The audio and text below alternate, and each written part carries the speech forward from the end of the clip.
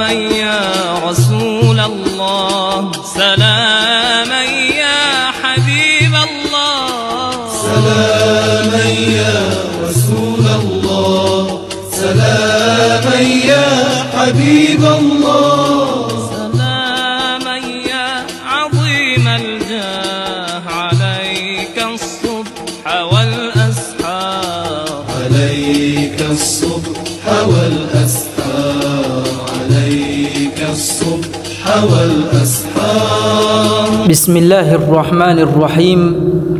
الحمد لله والصلاة والسلام على رسول الله وبعد. اللهم اجعل نوايانا خالصة لوجهك الكريم اللهم آمين. Bismillahi, tunaendelea kusoma risala iitwayo Bayanu Ahamiyati Ilmi Tauhidi, utunzi wa Sheikh Jamil Halim Al-Husaini. Tunaendelea mahala tulipofika. Amesema mtunzi hafidhahullahu wa wafaqahu, wa min masaili ilmi al-aqidati, na miongoni mwa masala ya elimu ya aqida, maarifatu sifati llahi ta'ala, ni kujua sifa za Mwenyezi Mungu mtukufu, alwajibati lahu ijmaa, zenye kulazimu kwake yeye kwa ijma'i. Miongoni mwa masala ya aqida ni kuzijua sifa za Mwenyezi Mungu Subhanahu wa Ta'ala, ambazo akili na hukumu kwamba ni lazima Mungu awe anasifiwa kwa sifa hizi, na pia ni kwa ijma'i, kwa makubaliano ya ahlu sunna, bali kwa makubaliano ya Waislamu wote, Mwenyezi Mungu ni mwenye kusifiwa kwa sifa hizo. Kwa hiyo sifa hizo ni miongoni mwa masala ya aqida ambayo inatakikana kuyajua.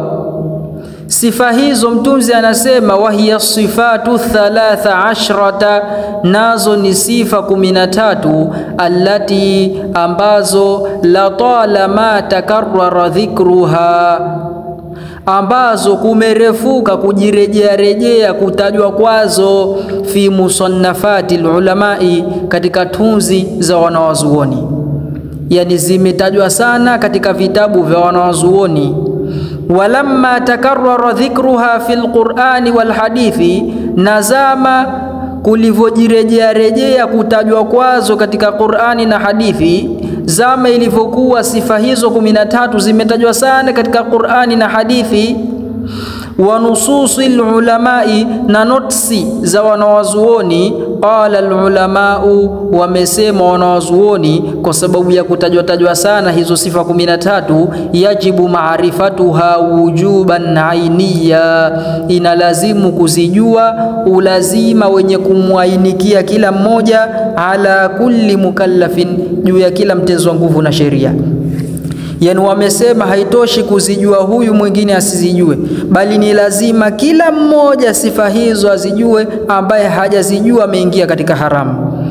Walwujubu fi hadhihi almas'alati, na ulazima katika masala haya, ulazima wa kuzijua hizi sifa, huwa maarifatu maanaha, ni kujua maana zake. La an tuhfadha ainul alfadhi, sio kuhifadhiwa dhati ya matamko, sio kuhifadhi kwa Kiarabu, na sio kuhifadhi kwa lugha ya Kiswahili kwa matamko yake.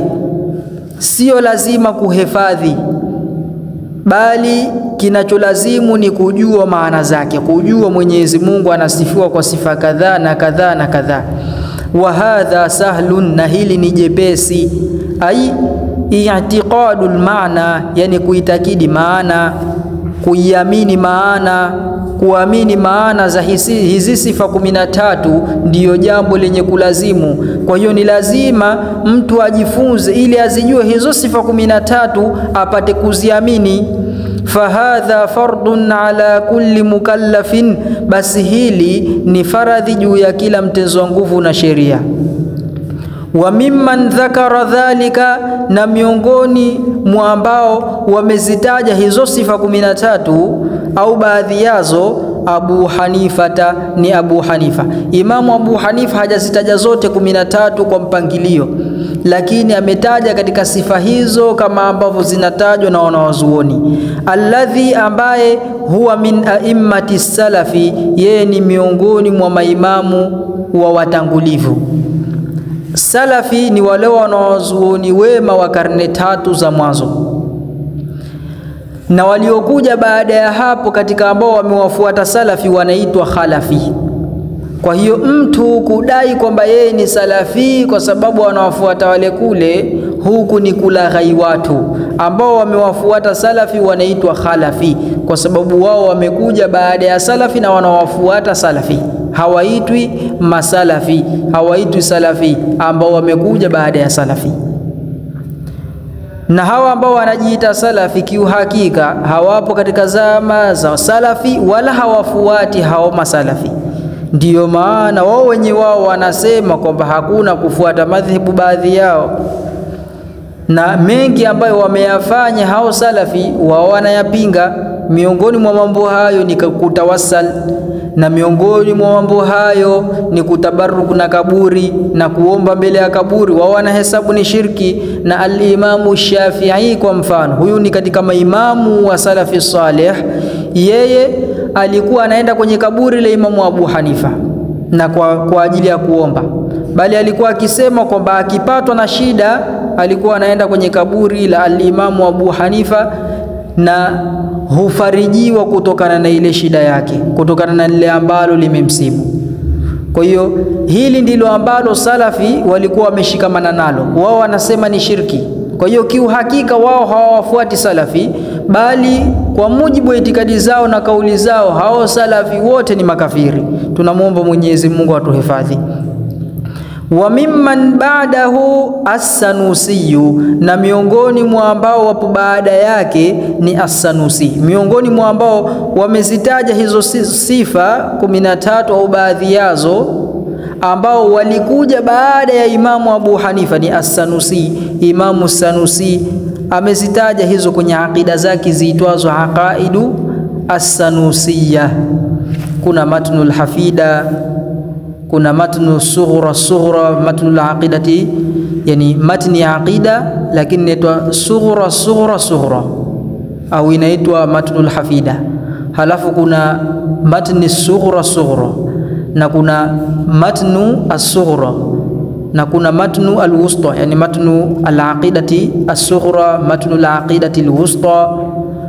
Yani aqida zake zimepangiliwa kama hivyo, na kidogo zaidi ambacho ni kifupi kwa jumbile akakiita al-muqaddimat.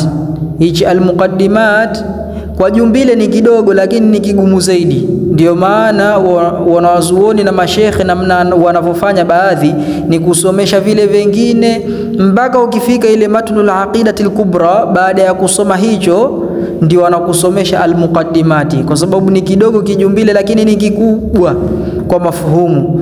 Kwa hiyo mtu inawezekana asikifahamu ikiwa hajafahamu vile vitabu vingine, ndio maana wanakiweka mwisho katika kuvisomesha.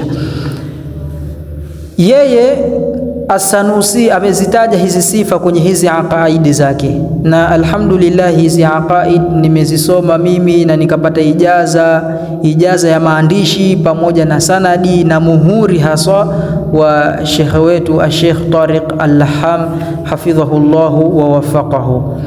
Wakadhalika Muhammadun al-Fadali ash-Shafi'i, na pia Muhammad al-Fadali ash-Shafi'i amezitaja hizo sifa. Wa Abdul Majid ash-Sharnubi al-Maliki, na Abdul Majid ash-Sharnubi al-Maliki.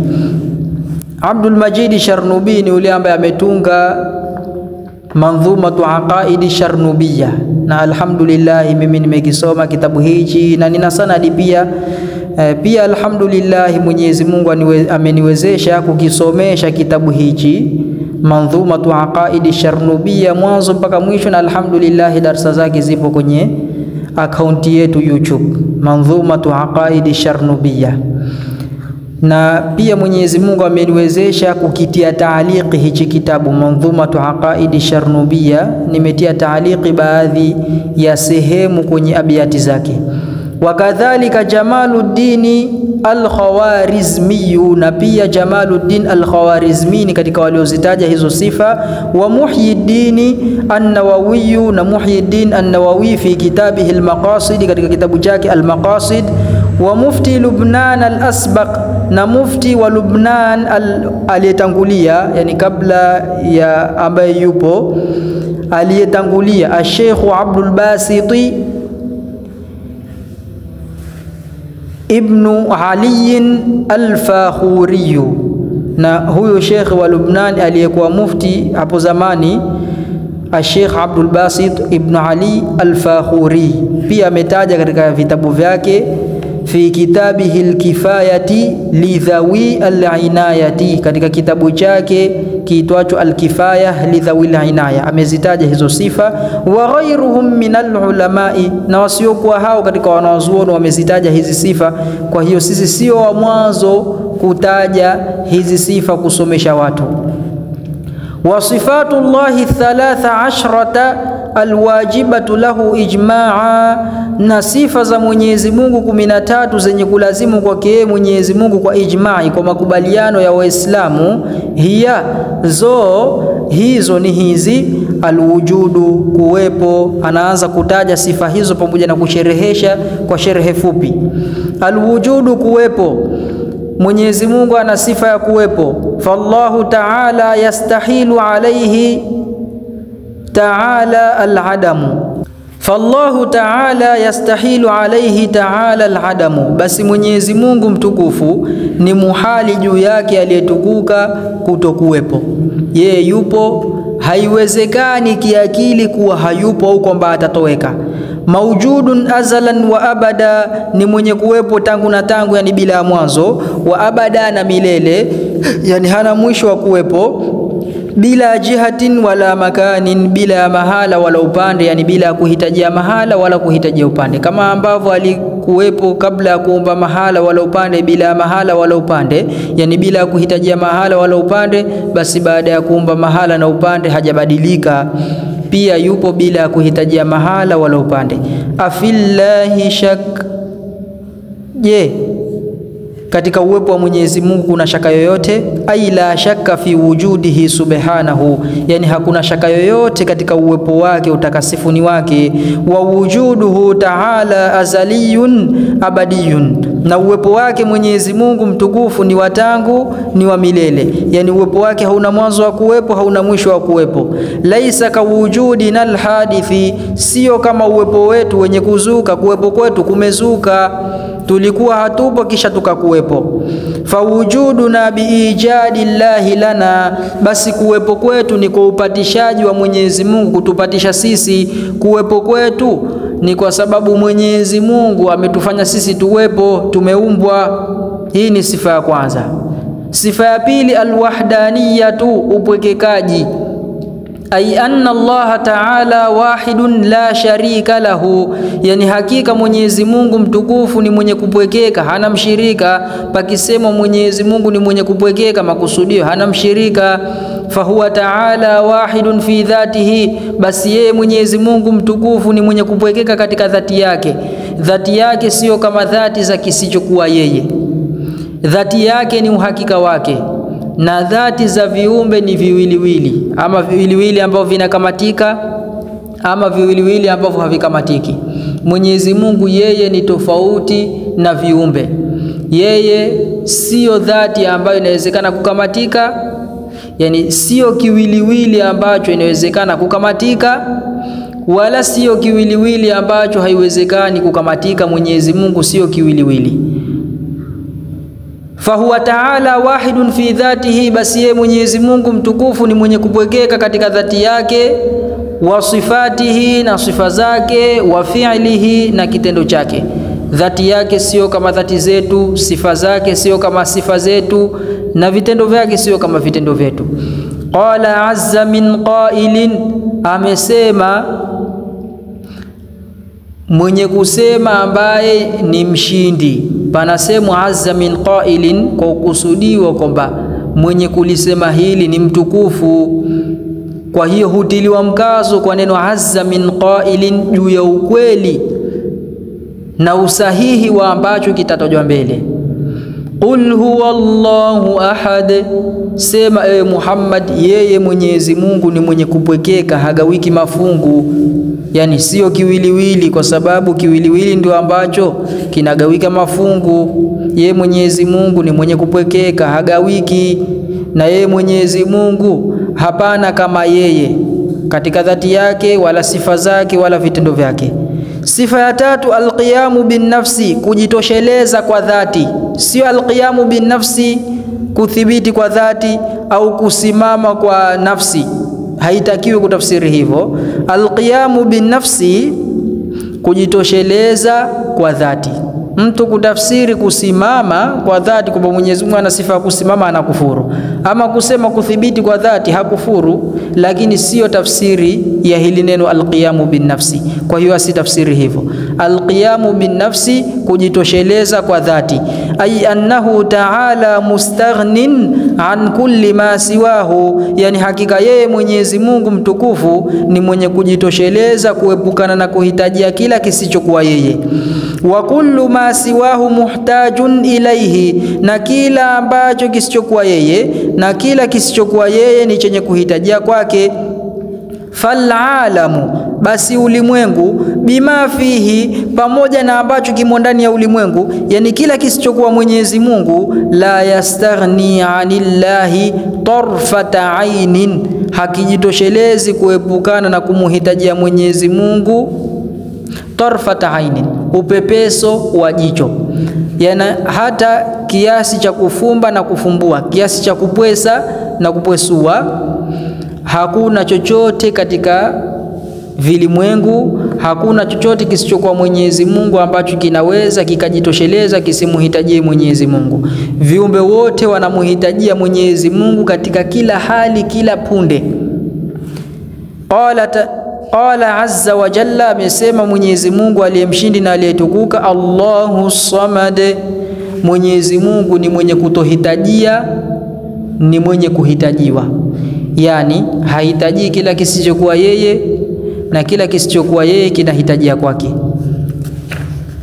Sifa ya 4 katika sifa za Mwenyezi Mungu, alqidamu, utangu, bikasri alqafi, kwa kasra ya qafu, alqi, sio alqadamu. Alqadamu nyayo au mguu, alqidamu utangu, kwa kasra ya qafu, wa fathi dali, na kutiwa fatha dali.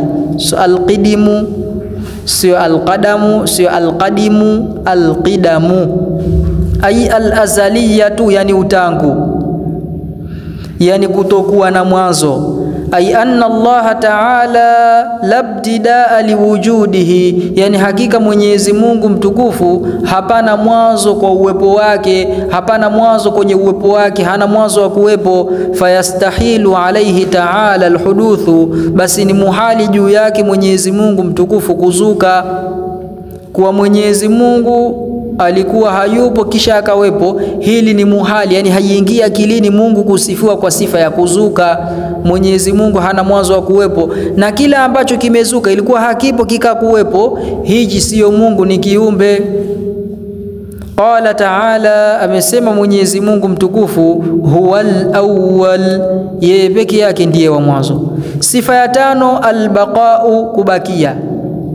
Ay anna Allah ta'ala la nihayata liwujudihi, yani hakika Mwenyezi Mungu mtukufu hapana mwisho kwa uwepo wake, hapana mwisho kwenye uwepo wake, uwepo wake hauna mwisho. La yafna wala yabidu, hatoweki wala hachakai, wala yahliku wala haangamii, wala yazulu wala haondoki. Fayastahilu alayhi alfanau, basi ni muhali juu yake kutoweka. Pia Mwenyezi Mungu ni mwenye kubakia, kwa maana ya kwamba habadiliki. Qala azza wa jalla, qala jalla jalaluhu, amesema ambaye umetukuka utukufu wake, wal akhir, na wa mwisho. Hii ni ukamilishaji wa sehemu ya mwanzo ya aya iliyotajwa katika sifa iliyopita. Huwal awwal wal akhir, yeye peke yake ndiye wa mwanzo na peke yake ndiye wa mwisho. Alqudratu, sifa ya 6, uwezo. kuweza. Wa hiya sifatun azaliyatun abadiyatun, nayo ni sifa ya tangu ya milele, ni sifa ya Mwenyezi Mungu ambayo haijazuka na haitofikia hatua kuwa Mwenyezi Mungu hana sifa hiyo hata punde. Mwenyezi Mungu sifa zake zote ni za tangu, hazina mwanzo wa kuwepo wala hazina mwisho wala hazibadiliki, kama ambavyo yeye Mwenyezi Mungu hana mwanzo wa kuwepo wala hana mwisho wala habadiliki. Yuathiru Allahu biha fil mumkinati, anaathiri Mwenyezi Mungu kwa hiyo sifa, yani kwa huo uwezo, katika venye kuwezekana, katika hivi ambavyo inawezekana kiakili kuwepo au kutokuwepo, hivi ambavyo vinakubali kuwepo au kutokuwepo. Mwenyezi Mungu anaathiri katika hivi kwa sifa yake hii ya uwezo, yani kwa uwezo wake Mwenyezi Mungu Subhanahu wa Ta'ala anakifanya kitu kiwepo au kisiwepo, anakifanya kitu kiwe hai au kife, anafanya hili au hili, anamwezesha mtu kuoa au kutokuoa, anamwezesha mtu kuzaa au kutokuzaa, anamwezesha mtu kupata riziki au kutopata riziki, anamwezesha mtu kuwa mzima au kuwa mgonjwa na mfano wa hivyo. Kwa hiyo Mwenyezi Mungu kwa sifa ya uwezo anaathiri katika venye kuwezekana. Hapa kwa faida nitataja kwa ufupi kabisa. Kuna baadhi ya maswali ukiulizwa usiseme Mwenyezi Mungu hawezi, utakufuru, na usiseme Mwenyezi Mungu anaweza, utakufuru. Useme uwezo wa Mwenyezi Mungu hauhusiani na hilo. Uwezo wa Mwenyezi Mungu unahusiana na yenye kuwezekana kiakili. Basi hilo ndiyo jawabu sahihi.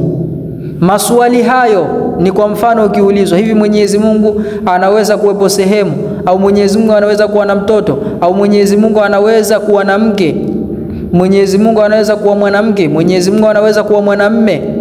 Maswali yote hayo ukijibu ndio au sio, ukijibu anaweza au hawezi, wewe umeshartadi, umeshakufuru, sio Muislamu.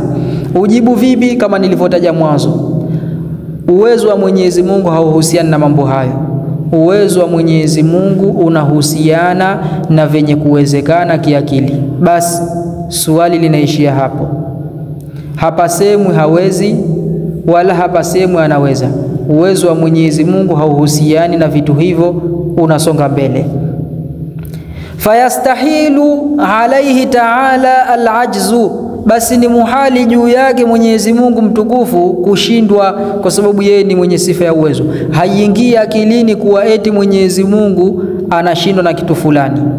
Kuwa Mwenyezi Mungu kuna vitu uwezo wake hauhusiani navyo, sio maana yake anashindwa, la. Ni kama ambavyo wewe huwezi kuona kupitia pua, lakini pamoja na kwamba huwezi kuona kupitia pua, hapasemwi kwamba wewe huoni. Hapasemwi hivyo, kwa sababu pua sio kazi yake kuona. Kwa hiyo huwezi ukaambiwa kwamba huoni kwa sababu huoni kwa pua. Kwa nini huambiwi hivyo? Kwa sababu pua kazi yake ni kuhisi harufu, sio kuona. Ama mtu ambaye haoni kwa macho, huyu ndio anaambiwa haoni, kwa sababu macho kazi yake kuona. Ikiwa haoni, panasemwa hawezi kuona ikiwa haoni kwa macho. Kwa hiyo mtu ikiwa haoni kwa pua, hapasemi kwamba huyu ana kasoro. Kwa nini? Kwa sababu hajaona kwa pua. Hapasemi ana kasoro, kwa sababu pua sio kazi yake kuona. Hii ni kwa kukaribisha ufahamu. Uwezo wa Mwenyezi Mungu sio kazi yake kukifanya kitu ambacho haiwezekani kuwepo, kama vile Mwenyezi Mungu kuwepo sehemu au kuwa na mtoto au kuwa na mke. Haya mambo haiwezekani kuwepo. Uwezo wa Mwenyezi Mungu sio kazi yake kukifanya kitu ambacho hakiwezekani kuwepo kiwepo. Uwezo wa Mwenyezi Mungu sio kazi yake hiyo. Na uwezo wa Mwenyezi Mungu hauhusiani na kitu ambacho kipo. Yani hauhusiani na kitu ambacho kipo eti uwezo wa Mwenyezi Mungu uhusiani na kitu hicho kikifanya kisiwepo au kiwepo, kwa sababu ndiyo kipo. Kwa hiyo haiwi hicho kitu kifanywe kipo hali ya kuwa kipo, au kifanywe hakipo ilhali haiwezekani kitu hicho kisiwepo. Na uwezo wa Mwenyezi Mungu hauhusiani na ambacho haiwezekani kuwepo. kwa sababu ingelikuwa uwezo wa Mwenyezi Mungu unahusiana na ambacho haiwezekani kuwepo, hicho kitu ingelikuwa sio kwamba haiwezekani kuwepo, bali inawezekana kuwepo, ndio maana kikawepo. Ingelikuwa uwezo wa Mwenyezi Mungu unahusiana na kitu hicho, na lau kitu hicho ambacho haiwezekani kuwepo, uwezo wa Mwenyezi Mungu unahusiana nacho kwamba kifanywe hakipo, na ilivyo ni kwamba kitu hicho haiwezekani kuwepo, sasa inakuwaje? Haiwi. Kwa hiyo ndio maana wanawazuoni wakataja kwa ufupi kabisa uwezo wa Mwenyezi Mungu, kazi yake inahusiana na ambacho inawezekana kuwepo au kutokuwepo. Kwa hiyo Mwenyezi Mungu kwa uwezo wake anakifanya kiwepo au kisiwepo. Uwezo wa Mwenyezi Mungu hauhusiani na ambacho ni lazima kiwepo kiakili. Mwenyezi Mungu na sifa zake, kwa sababu uwezo wa Mwenyezi Mungu unahusiana na kukifanya kitu kiwepo au kisiwepo, na Mwenyezi Mungu na sifa zake yupo. Kwa hiyo haiji kwamba afanywe awepo kwa uwezo wake, kwa sababu yupo. Na uwezo wa Mwenyezi Mungu hauhusiani na ambacho haiwezekani kiakili kuwepo, kwa sababu ndiyo kitu hicho hakipo wala haiwezekani kuwepo. Kwa hiyo haiwezekani kuwa hicho kitu kipo. Uwezo wa Mwenyezi Mungu hauhusiani nacho. Qala Ta'ala, amesema Mwenyezi Mungu mtukufu, wa kana Allahu ala kulli shay'in muqtadira, na alivyo Mwenyezi Mungu juu ya kila kitu, yani juu ya kila kitu ambacho inawezekana kuwepo au kutokuwepo. Muqtadira ni mwenye kuweza kukifanya kiwepo au kisiwepo. Al-iradatu, utashi, hii ni sifa ya 7. Ayil mashiatu, yani utashi, kutaka. Mwenyezi Mungu ana sifa ya kutaka na kuamua. Wa hiya takhsisul mumkinil aqli, na utashi ni kukiainisha chenye kuwezekana kiakili, yani ambacho inawezekana kiakili kuwepo au kutokuwepo, kukiainisha bibaadhi ma yajuzu alaihi, kwa baadhi ya ambacho hujuzu juu yake, duna baadhin, pasi na baadhi, yani kitu ambacho inawezekana kuwepo au kutokuwepo. Uwezo wa Mwenyezi Mungu unahusiana na kitu hicho kwa upande gani? Kwa upande wa kukiainishia sifa moja kati ya sifa hizo mbili, kukiainishia kuwepo au kutokuwepo. Kwa utashi wa Mwenyezi Mungu kitu hicho kinakuwepo au inakuwa hakipo. Mwenyezi Mungu anakipa sifa moja kati ya sifa mbili, anakiainishia sifa moja kati ya sifa mbili, ama kuwepo ama kutokuwepo.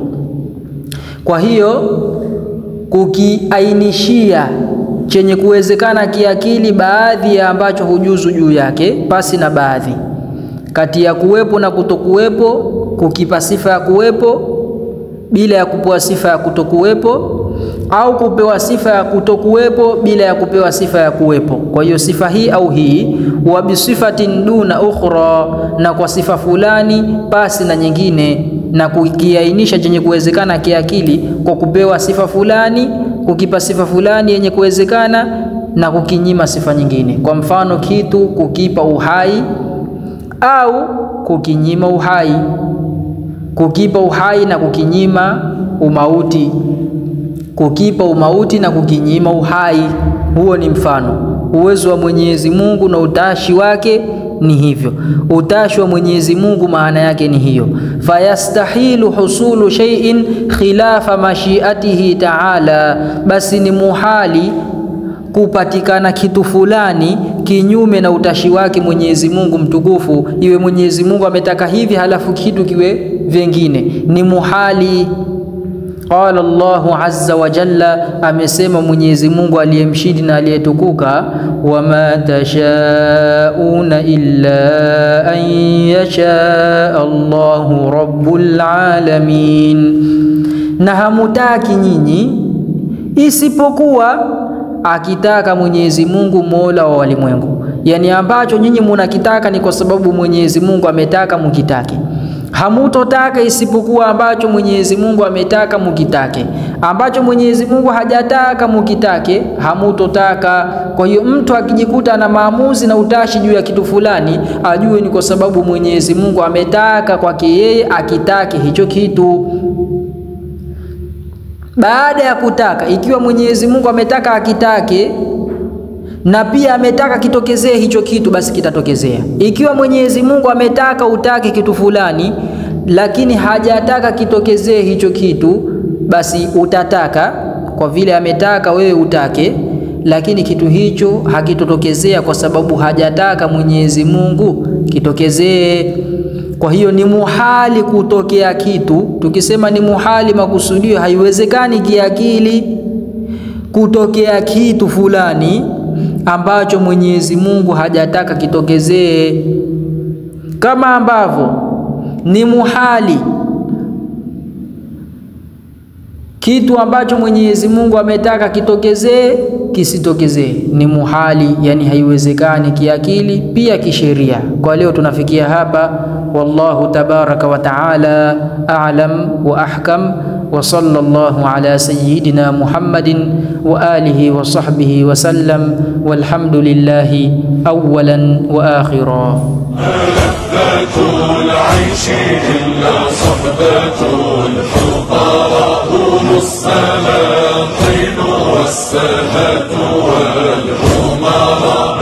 لذة العيش إلا صحبة الفقراء، هم السلاطين والسادة والأمراء. اصحبه وتأدب في مجالسهم، وظل حقك مهما قدموك ورا، واستلم الوقت واحضر دائما معه، واعلم بأن الرضا يختص من حضر.